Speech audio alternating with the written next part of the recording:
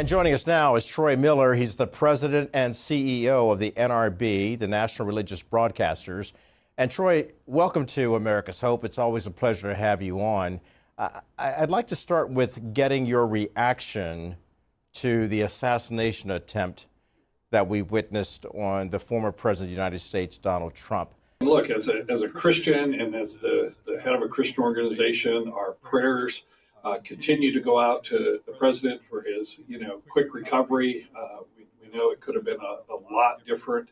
And look, I agree with the president that God intervened at the right moment in time for him. We also continue to pray for the family of the retired firefighter, Corey. Just a tragic loss of life for somebody that was just exercising, their American right and privilege to go listen to a political candidate, and for the two individuals that are still recovering in the hospital. So first and foremost, it's our prayers are going out for them, their families, and peace and quick recovery for those that are wounded. And then as a country, we think about this and all of the rhetoric and all of the division and all the hostility that's been out. We, of course, are praying for a time of unity across this country and a time for people maybe to step back and reflect on this event, this incident, and think about where we are as a country and where we want to be as a country and as a people. And right now, as you know, the RNC is taking place in Milwaukee, Wisconsin. The president is there. How has this attack affected the Republican Party and this convention?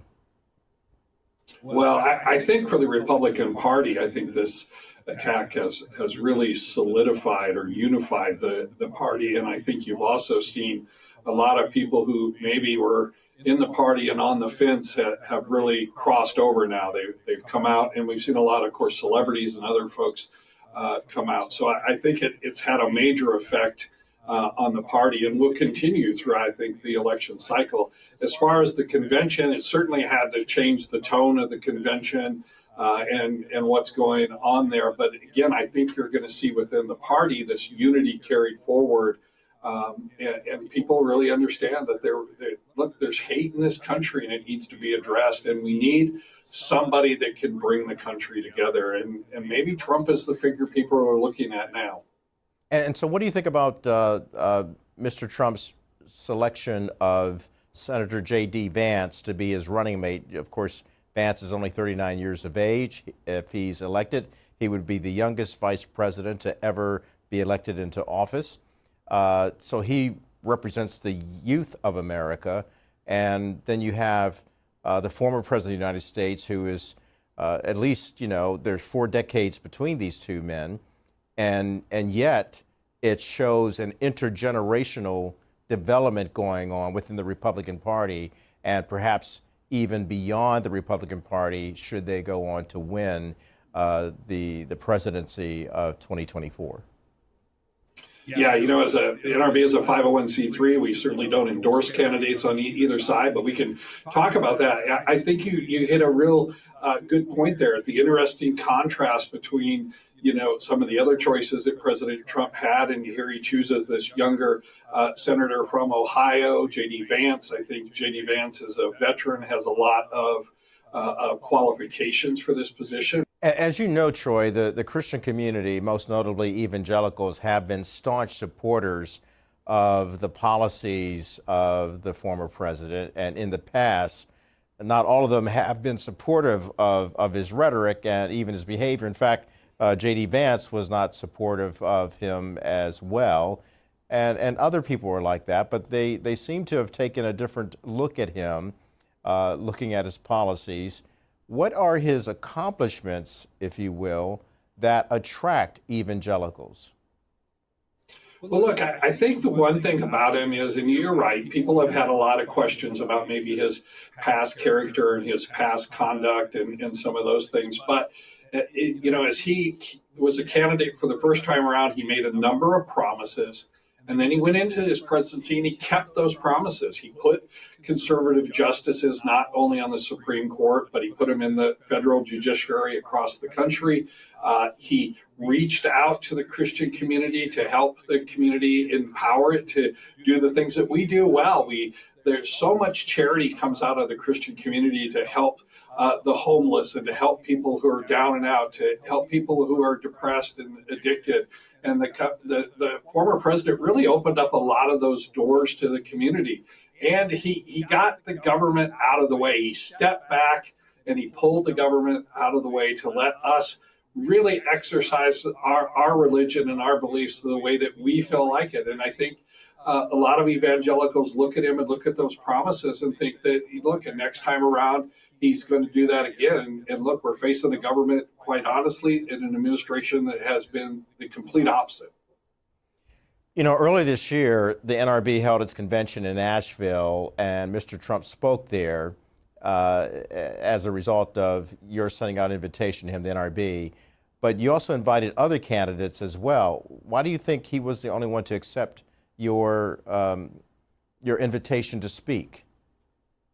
Well, look, I didn't really ask him that question or get inside his mind, but I think he understands our community, and I think he genuinely cares about the Christian community. I think he understands the role that the Christian community and the faith community play in America, and it's an important role. And it's not only, as I talked about, all the charitable services that we do, all the things that go on across this country, but also the role of faith and hope, and the role of bringing values and morality and just those things to the public sector and to talk about those. It's important for our country to understand those, understand the foundations that we were established on.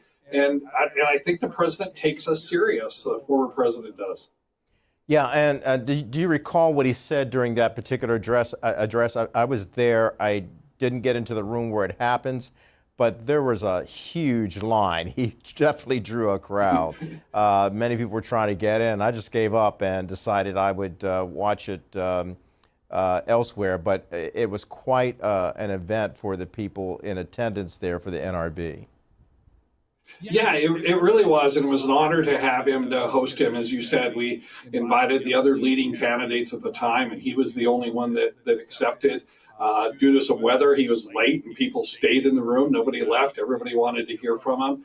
And he acknowledged the role, not only that Christians play broadly in the community, but also specifically he acknowledged the role that Christian communicators and Christian broadcasters play in this country in providing that message of hope and to reach people with the truth, not only of the gospel, but the truth of what's going on in our country and news. And that was, again, that was refreshing for people to hear. And then he made a few promises to us. You know, this government has been weaponized against Christianity, against the beliefs and the faith that we hold, particularly in certain areas. If we talk about, you know, family, if we talk about gender being male and female, if we talk about marriage between a man and a woman, if we talk about the respect for life from conception to death, Christians have been silenced across this country, and even in some cases marginalized and prosecuted.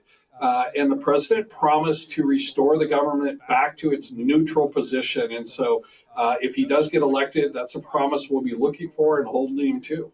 We'll take a break, and when we return, we'll talk to Troy about the growing influence of the NRB. That's next.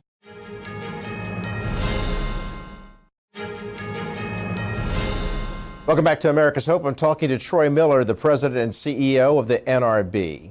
Let's talk about the NRB. We know what the president is promising you, but let's talk about the history of the National Religious Broadcasters and its impact on America.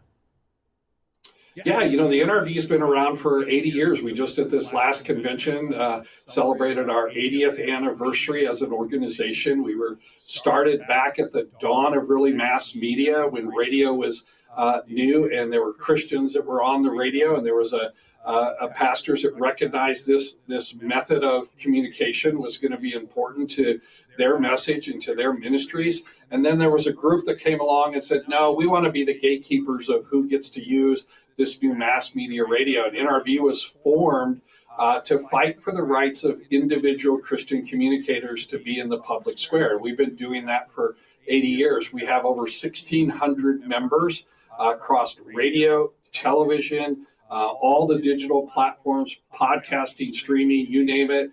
We have book publishers as part of our organization, authors, filmmakers, Christian filmmakers. And we work hard to make sure that whatever God's called them to do in their ministry, that they can do it in the public sector the most efficient, the most expedient way possible. And that's what NRB is all about. Our members reach 190 million households every month, people across this country. They also do just a number of charity work in all of their local communities as well. So, and we think Christian broadcasters and communicators are an important part of this country, and that their message, listen, 190 million people tune in.